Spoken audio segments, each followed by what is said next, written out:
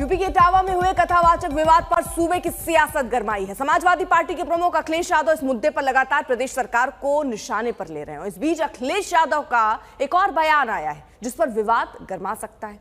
दरअसल अखिलेश यादव ने बागेश्वर धाम के पीठाधीश्वर पंडित धीरेन्द्र कृष्ण शास्त्री को लेकर बयान दिया है। कई कथावाचक हैं जो 50 लाख रुपए लेते हैं। कोई किसी की हैसियत है कि धीरेन्द्र शास्त्री को बुला ले अपने घर कथा के लिए? कोई अंडर टेबल लेगा वो बाबा पैसे? आप पता करवा लीजिए, अंडर टेबल नहीं लेते हैं वो धीरेन्द्र शास्त्री। क्या कथा बाजने की पता कितनी कीमत होगी उनकी? फ्री थोड़े नहीं। कह रहे हैं कि देखिए ऐसा नहीं है कि लोग ऐसे ही आ जा रहे हैं, जो आ रहे हैं उन्होंने बागेश्वर धाम के पीठाधीश्वर के लिए अब जो टिप्पणी की है, कहना है कि 50 लाख रुपए वो जो हैं वो लेते हैं। अब इसको लेकर बवाल हो सकता है क्योंकि अखिलेश यादव ने बागेश्वर धाम के पीठाधीश्वर पंडित धीरेन्द्र कृष्ण शास्त्री को लेकर ये बयान दिया। दरअसल वो एक तरीके से डिफेंड कर रहे थे। वो ये कह रहे थे कि आसान नहीं है, जो कथावाचक आते हैं आप किसको बुलाएंगे? आप जिनको बड़े लोगों को अगर बुलाना चाह रहे हैं वो इतने पैसे लेते हैं कि आम लोग उन्हें बुला नहीं सकते। इसी का जिक्र करते करते, निशाना साधते साधते वो दरअसल बागेश्वर धाम के पीठाधीश्वर पंडित धीरेन्द्र कृष्ण शास्त्री को लेकर ये बयान दे जाते हैं। संतोष, इस बयान के बाद बवाल तो अब दिखता है क्योंकि जिस तरह से वो डिफेंड कर रहे थे वहां पर कहीं उन्होंने लूज बॉल तो नहीं छोड़ दी।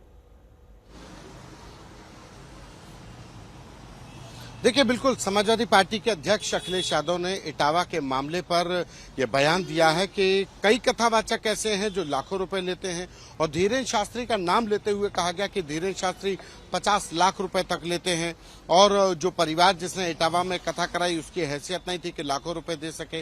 अंडर टेबल लेते हैं कई बाबा कथावाचक के लिए।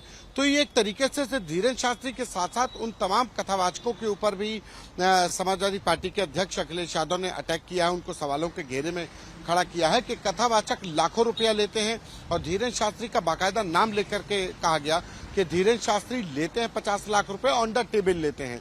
तो ये आरोप है और इससे जाहिर सी बात है कि सियासी बवाल उठना तय है, क्योंकि जिस तरीके से इटावा कांड में यादव बनाम ब्राह्मण हुआ और उसके बाद अब कथावाचकों के ऊपर जिस तरीके से सपा अध्यक्ष का बयान आया, तो ये कहीं ना कहीं सियासी उबाल देगा। सियासी जो राजनीति है गरमा रही है और कथावाचकों के सहारे एक तरीके से वोट बैंक जो बीजेपी का है वो भी कंसोलिडेट होगा। यही वजह है कि बीजेपी इस पूरे मामले को लेकर बहुत साइलेंट होकर के काम कर रही है, वो अटैकिंग मोड में नहीं। इस पूरे मामले का बवाल तब बढ़ा जब सपा अध्यक्ष अखिलेश यादव ने जो कथावाचक बन करके वहां गए थे, जिनके साथ अभद्रता की गई थी, उनका सम्मान किया, पार्टी कार्यालय में बुला करके उनको सम्मानित किया और उसके बाद ये पूरा सियासी बवाल बढ़ा। इटावा में ब्राह्मण वर्सेस ब्राह्मण बनाम यादव हो गया। यादव अहिर रेजिमेंट की बात होने लगी कि अहिर रेजिमेंट आएगी, ब्राह्मणों के बहिष्कार की बात होने लगी कि पूजा हो तो बहिष्कार किया जाए। इतना ही अखिलेश यादव